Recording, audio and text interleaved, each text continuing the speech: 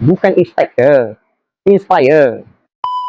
Mana perempuan baru-baru ini yang bahagia, Cik Zulkifli bin Hashim, Ketua Pengarah Jabatan Perpaduan Negara, telah pun mengilhamkan satu pendekatan baru bagi seluruh warga kerja JPNIM Malaysia untuk melaksanakannya yang dipanggil Inspire. Sebenarnya ketujuh-tujuh nilai yang telah pun diilhamkan di dalam Inspire ini adalah sesuatu yang boleh kita laksanakan. Yang pertamanya integriti. Apabila kita mempunyai amanah dan jujur dalam diri kita, maka kita telah pun mempunyai integriti yang tinggi.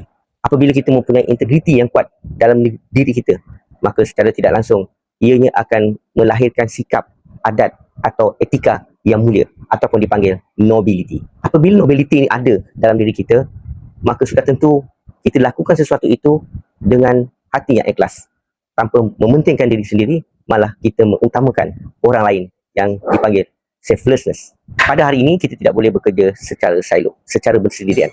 Malah kita memerlukan jaringan kerjasama, kolaborasi ataupun dipanggil partnership. Bila kita ramai partnership, maka kita akan banyak mempunyai idea atau inovasi yang membolehkan kita responsiveness kepada apa yang kita lakukan, khususnya kepada masyarakat di luar sana. Apabila kita mempunyai 6 nilai yang di atas tadi, akhirnya kita akan mempunyai nilai empathy, di mana dengan nilai empathy lah kita laksanakan tugas kita sebagai seorang manusia kepada manusia yang lain. Dan inspire, menyatukan hati, mengeratkan tindakan.